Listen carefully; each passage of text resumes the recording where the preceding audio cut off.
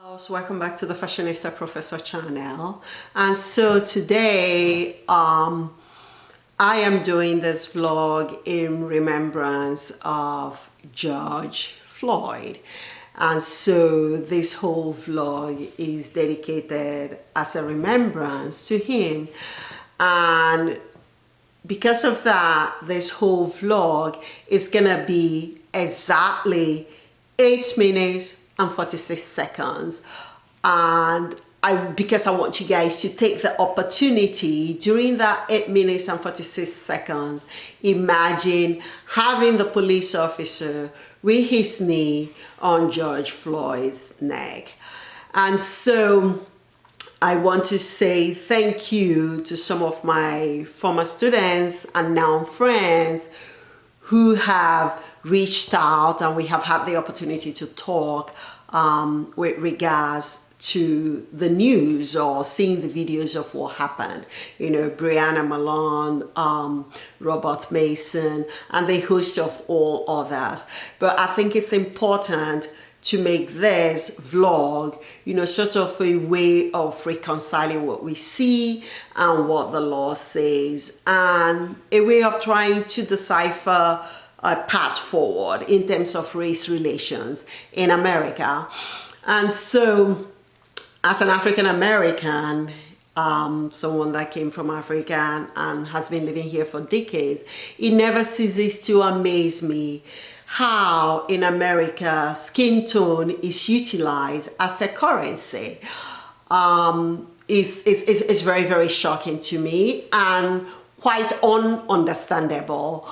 And also as an African American, I and others, I'm sure, have experienced issues of micro-racial aggressions in daily lives, at work, you know, be it your supervisor or diminishing the work that you do. And there are a host of other microaggressions, but the most heinous is the one that occurs within the criminal justice system.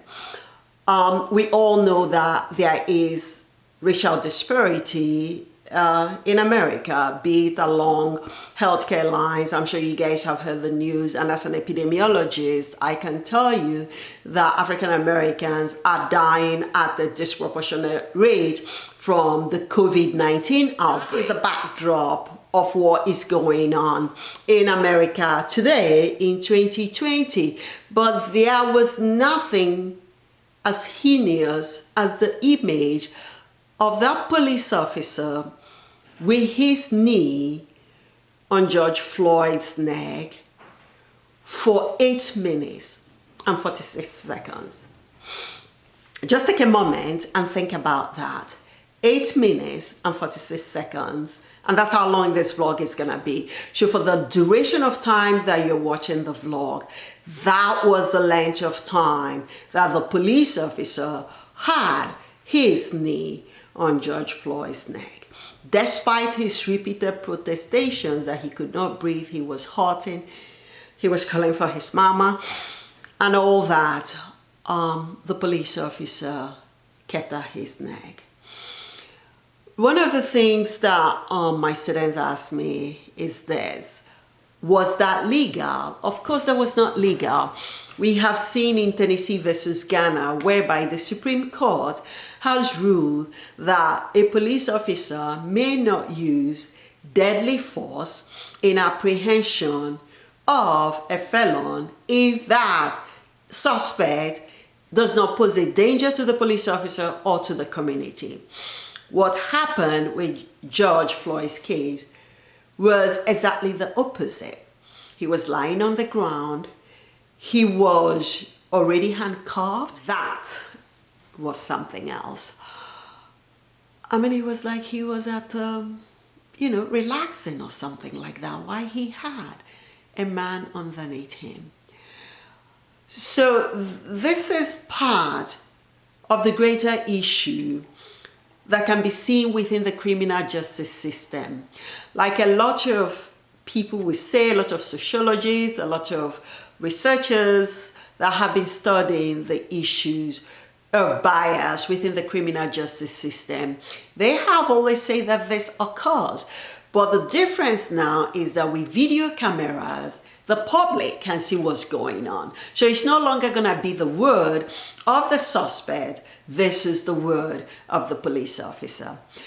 And so, as my students say, what can we do to move forward? Because America cannot sustain this level of injustice.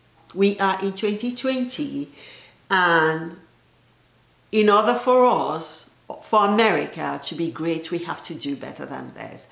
So I'm not going to make this video very long because I think it's important to go ahead when you see injustice, call it out.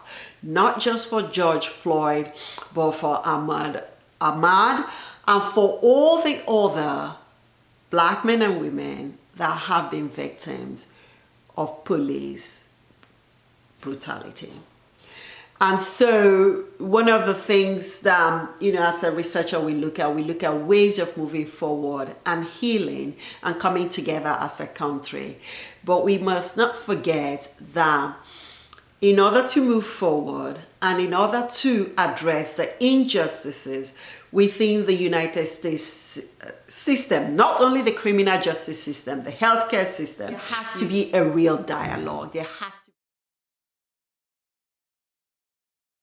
And so that is the thrust of this vlog, to say that what happened with George Flyod and the others has brought attention to the need that we as a country need to do better.